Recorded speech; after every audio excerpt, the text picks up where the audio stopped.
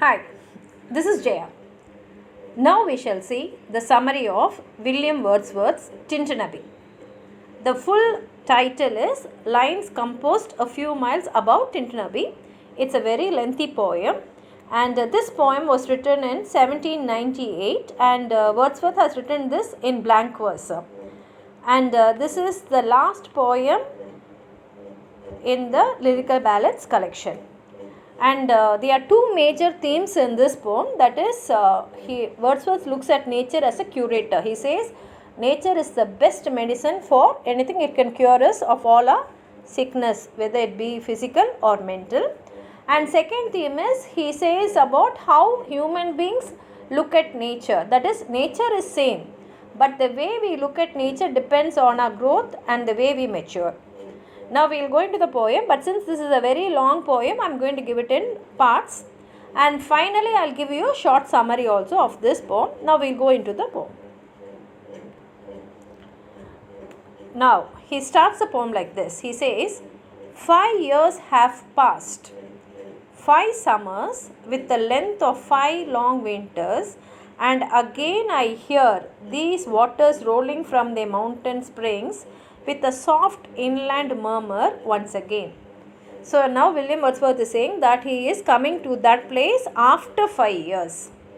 5 years means he is giving more stress to 5 years by saying not just 5 years, it is 5 summers and 5 long winters. You should understand that this is England, and in England we have long winters. And he says, and again I hear these waters. These waters means the water which is flowing in the river Wye. And he says they are rolling from the mountain springs. That is, this river is coming from the mountain with a soft inland murmur. And he's saying the way the water is flowing and coming, it is as though it is coming and murmuring in his ears once again. So we are meeting again. So just as how happy he is to come to that place and see the scenery, he says it's as like two friends meeting each other.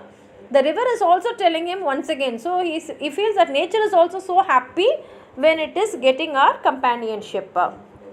And then he continues saying, do I behold these steep and lofty cliffs that on a wild secluded scene impress thoughts of more deep seclusion and connect the landscape with the quiet of the sky? So now he says, when he is looking at these steep lofty cliffs, that is the mountain, that on a wild secluded scene impress thoughts of more deep seclusion. So he says, when I look at this scenery, it makes my mind so calm. And here he says it's so calm, like how when you do meditation you calm your mind, you calm yourself.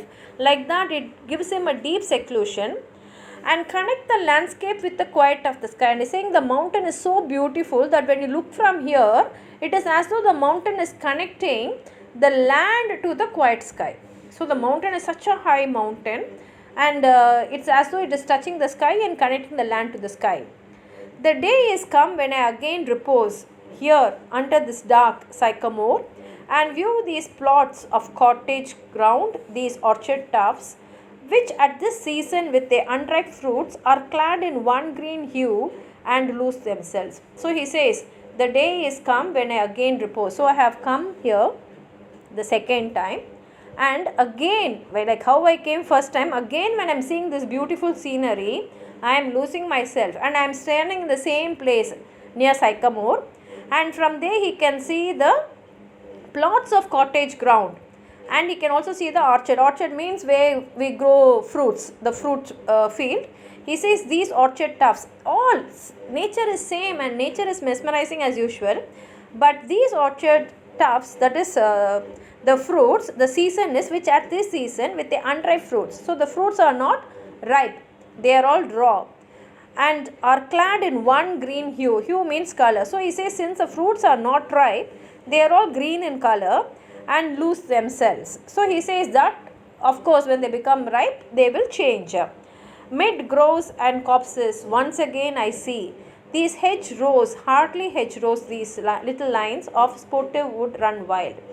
These pastoral forms, green to the very door, and wreath of smoke, sent up in silence from among the trees, with some uncertain notice as might seem of vagrant dwellers in the houseless woods. So now he says, from there when he says, mid crows and copses, once again I see these hedgerows. Hedgerows means a fence is there. And he says the fence is made out of all these bushes or something they'll make, no, like that one fence.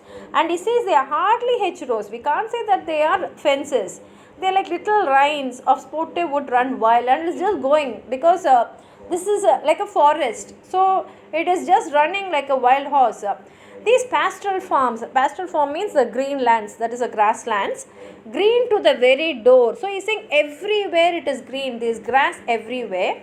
And wreath of smoke sent up in silence. And he's saying in one place I can see smoke coming up quietly, no noise, from among the trees. So from among the trees I can see smoke coming up, with some uncertain notice at my seam of vagrant dwellers in the houseless woods. So he's wondering whether there are some people who are staying, because he cannot see any house there. So he says this is a houseless woods. Woods means forest.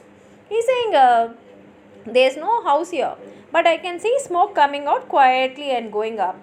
So it must be some vagrant dwellers, some people who have just come to stay there, but they have not constructed any house, or of some hermit's cave, where by his fire the hermit sits alone. Or it must be a hermit who is sitting in a cave and he would have lit fire, and from that fire maybe the smoke is coming up quietly. And then he continues, these beauteous forms through a long absence have not been to me, as is a landscape to a blind man's eye, but oft in lonely rooms and amid the din of towns and cities, I have owed to them in hours of weariness sensations sweet, felt in the blood and felt among the heart, and passing even into my purer mind, with tranquil restoration, feelings too of unremembered pleasure, such perhaps as have no slight or trivial influence on that best portion of a good man. And he says that these beauteous forms through a long absence, that is, he has not come to this place for nearly 5 years, but this beauty of nature have not been to me as is a landscape to a blind man's eye. See, a blind man, if you're going to go and show him the landscape, he will not know. But I am not like that. I've enjoyed the nature so beautifully. And even if it's 5 years, I remember. And how I remember is, in lonely rooms and amid the din of towns and cities. Din means the noise made in the towns and cities. I have owed to them, because when I'm staying lonely in a room, or whether I am among the noisy crowd in the towns and cities, I owe a lot to this nature, because in hours of weariness, when I'm very, very tired, sensation sweet, when I think about this natural scenery, I'll get a sensation which is so sweet, and I have felt it in the blood, and I felt it along the heart, and I know that it is passing even into my purer mind. So he says his mind is very pure because he is a lover of nature, and nature has the power to make your mind pure, with tranquil restoration feelings too. So he says, I reach the state of tranquility, that pure state of unremembered pleasures, such perhaps as have no slight or trivial influence on the best portion of a good man's life. So he says, it has a trivial influence. Trivial means very small. It has a very small influence, but that is the best portion of my life. He calls his life as a good man's life. And then he continues, his little, nameless, unremembered acts of kindness and of love, nor less I trust to them, I may have owed another gift. So he says, all my nameless, I cannot tell that now, or I don't even remember the now, unremembered acts of love and of kindness. I have done certain things out of kindness and of love, and how this kindness and love came to me is only because of nature. Because nature has that effect to make your mind so pure that you become kind and you love others. And he says, nor less I trust to them, I may have owned another gift. So nature has given me another gift also. And what is that? Of aspect more sublime, that blessed mood. So nature has given me the mood which is blessed, in which the burneth of the mystery, in which the heavy and the weary weight of all this unintelligible world is lightened. So when I am in the blessed mood, the burden of the mystery, the heaviness, the weary, the tired weight of this unintelligent world, everything becomes very light in my mind. And what do I have is that serene and blessed mood. So only I have the clear and a blessed mood, in which the affections gently lead us on. So what is in my mind is only affection, because whenever I think about this scenery, my mind becomes very light and I become very affectionate. Until the breath of this corporal frame and even the motion of a human blood almost suspended, we are laid asleep. He says he wants to be like this till his death. He is very sure that nature can give him that power to be blessed, to be like this till he dies in body and become a living soul, while with an eye made quiet by the power of harmony and deep power of joy, we see into the life of things. So he says nature can make our mind powerful, it can give us harmony, peace, and there will be a power of joy in us, and we can see what life really is. So I'll stop here now. I'll continue in the next part. I hope you've understood so far. If you do have any doubts, please to write it in the comment box. And if you want to add on anything also, write it in the comment box, which will be read by others and it will be useful for them. Like the video, share it with your friends, and if you have not subscribed my channel, please subscribe. Thank you.